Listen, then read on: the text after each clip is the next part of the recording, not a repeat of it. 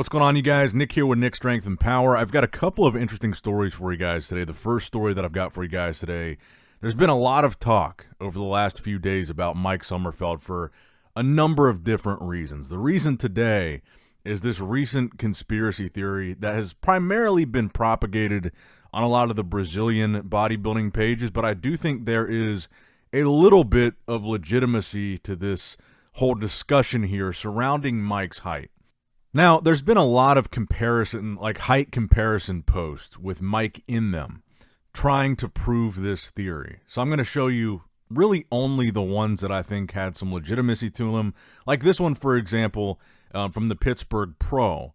This one was posted by Brazil Bodybuilding News. It is Mike, it is Ramon, it is Terrence Ruffin, and this is from the Pittsburgh Pro, which I believe would be the most recent time that we saw them all on stage together for that guest posing. And yeah, Mike looks taller than Rough Diesel and shorter than Ramon, as he should be. So I don't think you can really tell anything from this. So let's start with, what is Mike's height and weight according to last year's Olympia? So at the weigh-ins, they said his height was 5'9" and 1/4, putting him over the up to and including 5'9" category, which would mean instead of weighing up to and including 204 pounds, he could now weigh up to and including 212, and he weighed 212 on the dot when he weighed in. So he's in the up to and including 5'10", 5'10" category in the 177.8 category. Now, I feel like one of the key takeaways from this that I saw several people discuss was that they're pretty clearly measuring Mike at the absolute highest point of his hair. And that's giving him the extra height to be in that next category. So kind of the root of this conspiracy theory is the reason that Mike is so much bigger and more muscular this year and was able to move up to second place is because he magically grew, and his weight limit has now increased to 212. And so the question, and that's why people have been posting a lot of these height comparison pictures, the question has been, how tall is he really? So I thought this was pretty compelling. This picture of Michael DeBull and Mike Sommerfeld on stage at the 2023 Mr. Olympia, where Mike placed 8th before moving up to second place. Now, I think the really interesting, compelling thing about this is that Michael DeBull is in the same height category as Mike Sommerfeld was at this year's Olympia. 5'10". Michael DeBull is 177 centimeters tall. That height division is up to 177.8.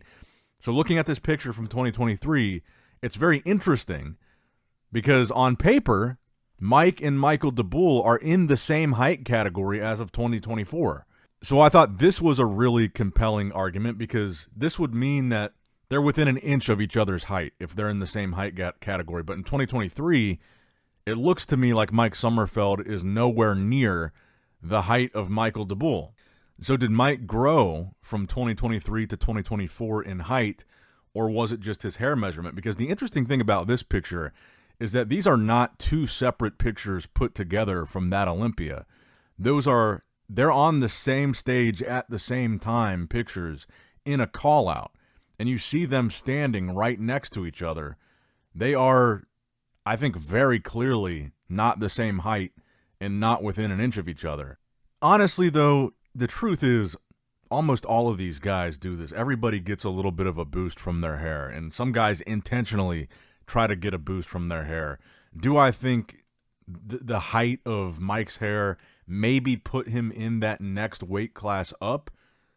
I do, because it was a very slight difference, which this is the important part.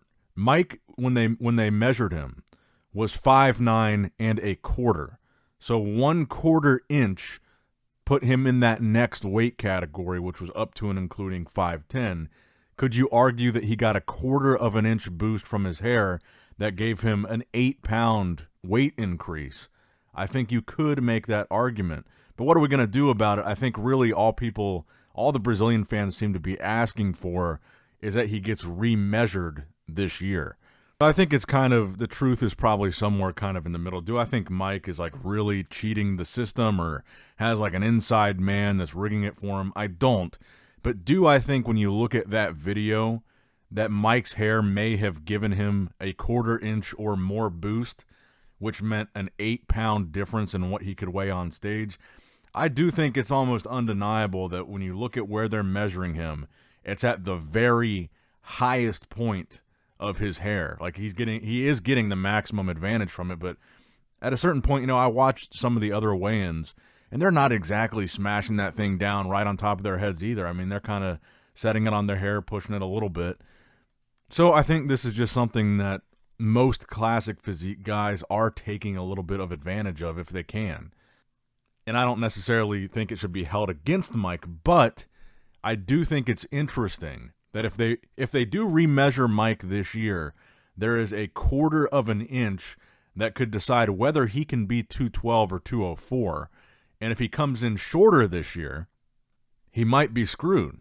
Because I think that really is the compelling part of all this, is if he wasn't able to be so heavy based on this like 1/4 inch dispute thing, would he have moved all the way up to second place and gained all this muscle?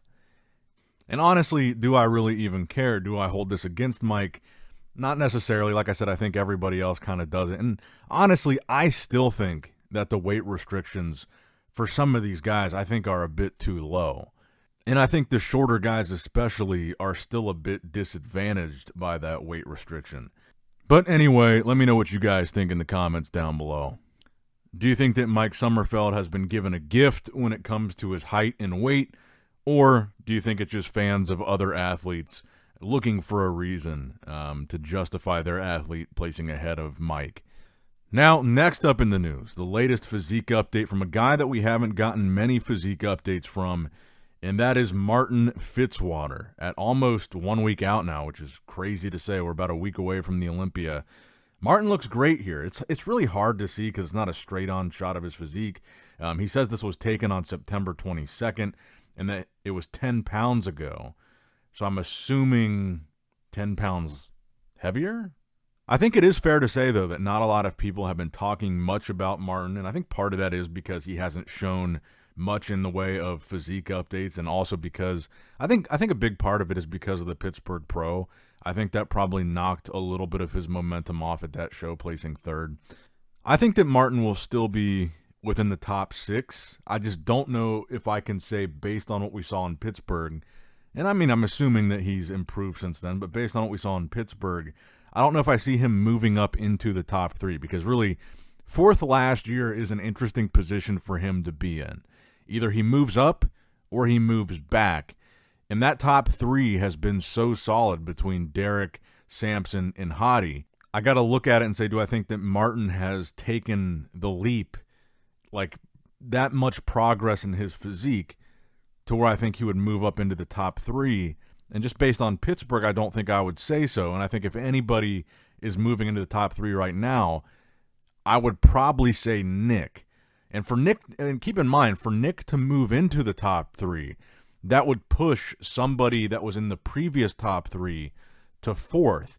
So either Martin beats that person to retain his 4th place spot from last year, or that person moving out of the top 3 then pushes Martin back a placing.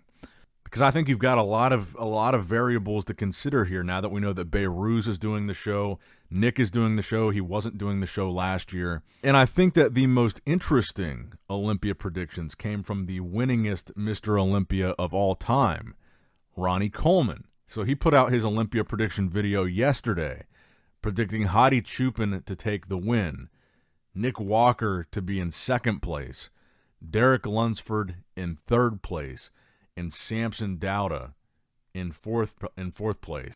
Very interesting, very bold predictions. I think probably one of the bolder predictions that I've seen, especially when it comes to Samson. Taking Samson from winning the Olympia last year to 4th, I think is a pretty bold move. But am I necessarily upset with predicting Hadi Chupin to win? I can't say that I am. I think that's a very reasonable prediction. I mean, Hadi was 2nd last year. I do think there's a lot of these variables to consider. The time that it took Hadi to get his visa, I do think that's going to impact his look to some extent. The fact that he only had a couple weeks here in the States versus like his typical over a month that he has to work with Hani. I mean, how much will it impact his physique, the fact that he's not officially working with Hani Rambod anymore as a coach? I think these are all things to consider, but I'm curious to hear what you guys think in the comments below about Ronnie Coleman's predictions. How far or close are they to your own predictions for the Olympia? Do they match up, and where do they differ? But I think that's going to wrap it up for today's video. There's a lot of interesting food for thought to discuss in the comments down below. So let me know what you guys think. Make sure you like the video, subscribe to the channel, click that bell notification icon if you have not already. And as always, I love you guys. Appreciate you guys. Nick Strength and Power signing out.